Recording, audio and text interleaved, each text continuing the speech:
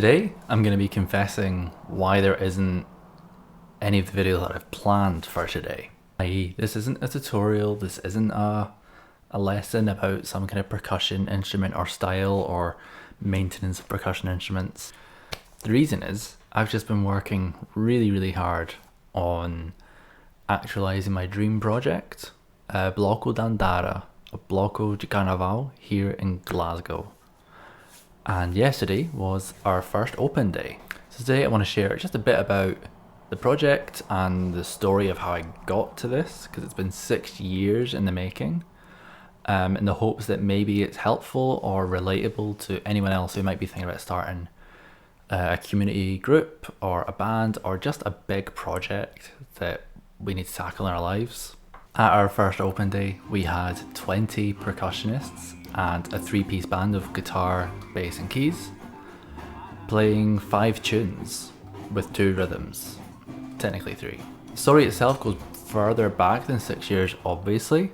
I really love complicated drum parts and really like beautifully designed designs for tambourine or whatever, but I love playing to a song, and that really came out through listening to the Alive album of Olodum, where hearing these really beautiful rhythms with great swing that I'd already been sort of familiar with these really reverb washed, huge vocal sounds, that really opened my eyes and changed a lot of how I see music and the music that I want to make. The idea really became solid during my 2019 Brazil trip. So I was there for 2 months in Sao Paulo, mainly, being an artist in residence with Banda Alana, this wonderful group in East Sao Paulo in Jardim Pantanal, and was shadowing my Brazilian mother, Silvani Silva Rodrigues. That just changed everything, and the idea and the name and the identity of the group kind of came from that. That 2019 Brazil trip changed my life, like there is a before and after this trip. I got to grips with the language and got to connect even deeper to a lot of the music and culture that I really love. And through learning more of the language, it allowed me to have a way better understanding of the music and the cultural context of all this music, particularly playing in carnival in the streets of Sao Paulo. I saw like the way that the rhythms I love connect with songs that have like a nostalgia factor, and seeing like Brazilian audiences, they're the best. They'll sing along with all of their energy to every song they know the words to. Even if they don't know the words, they will try their best. And since that experience, I wanted to create a bit of that here in Scotland and create the community non-competitive feel that Blocos give to people. My life has been changed also by the social environment of all this music, and so I wanted to build something that was a bit different musically, but did all those really good things that so many groups do so well across the world. So I always wanted to be playing music that I love and maybe other world music geeks love, and like Brazilian expats living in the UK love, as well as honouring the fact that it's not in Brazil. So fusing appropriate songs with Brazilian rhythm. For example, yesterday we mixed Samba with Don't Look Back in Anger by Oasis, which was our singer Victor Camilo's arrangement anyway.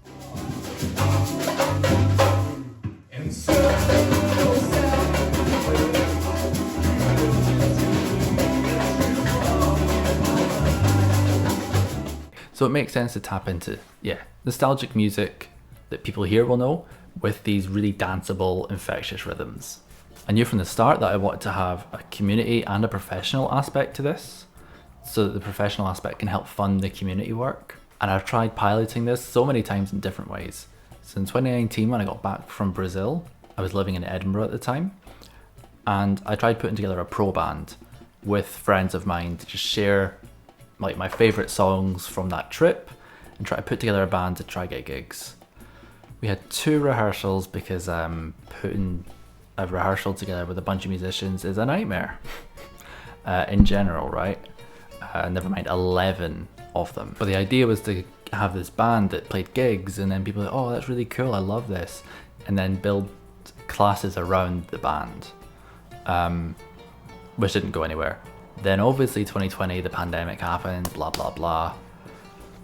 In 2021, I got to test out some of my arrangement ideas. I was running a Bloco called Bloco Echo, also in Edinburgh, which was a drums and brass Bloco. So we had a couple of tunes, Brazilian and otherwise, in that set. At the same time, I was trying to go about it the other way and start workshops and build workshops separately, then bring a band in. I tried doing a song and percussion workshop to celebrate Carnival. It sold 0 tickets. And I lost out on the venue money, I lost out on the ads and like all the marketing stuff. So that was a kick in the teeth, that one. Shortly thereafter, I started an even more grueling process of trying to write funding bids to get grant funding to run a community project. Anyone who isn't familiar, there's a lot of government grants available for arts organisations, charities, non-profits, limited companies.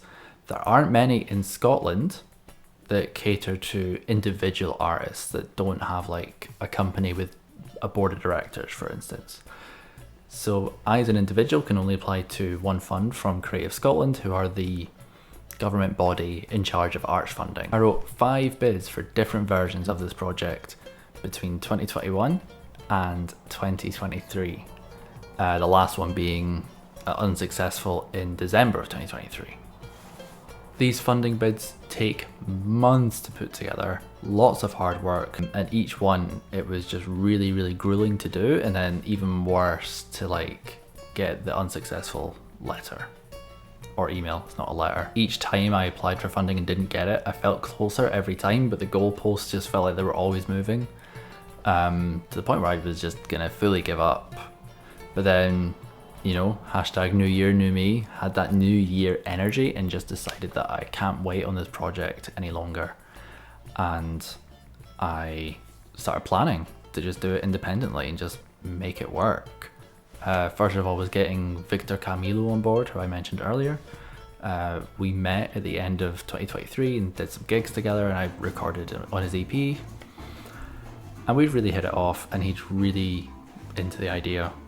And so it felt great to have someone on board who was able to just get involved, understand the concept, sing in Portuguese and in English, as well as like not have any crazy expectations about being paid for everything. Like having someone who genuinely believes in that idea is like crucial. I'd come to the realization that I was looking for all this external validation and external permission, looking for funders to approve it, looking for people to just buy tickets to a class that I've not really talked about or like marketed all that well,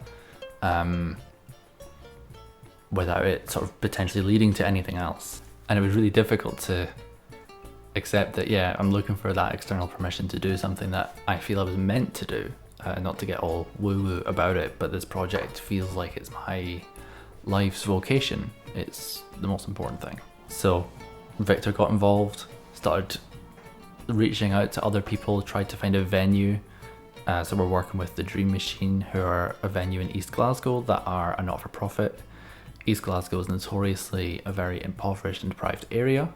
So I'm stoked that as time goes on, we can really develop and bring benefit to that community that's so deserving of more support.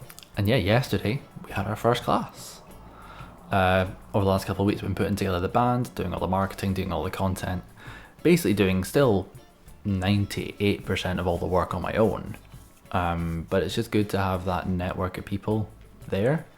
I brought up one of my best friends, Emma, to come and lend her vibes and incredible timbal skills.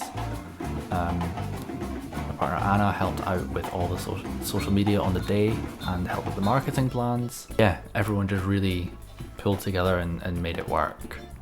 And now it looks as though we're going to try and do monthly classes as a block. It really is a dream come true. 6 years of grueling work. It doesn't quite feel real yet. The last 2 weeks it's kind of been like a full-time 40-hour job on top of everything else that I've been trying to do. So yeah, I'm exhausted. So now I'm just going to edit this video and go to bed. If you're here, thanks so much for watching, I really appreciate it. I hope you got something out of this. If you're working on like a big project, let me know in the comments. I'd love to hear about what your project is. And I wish you all the best in that project. Until next time, take it easy.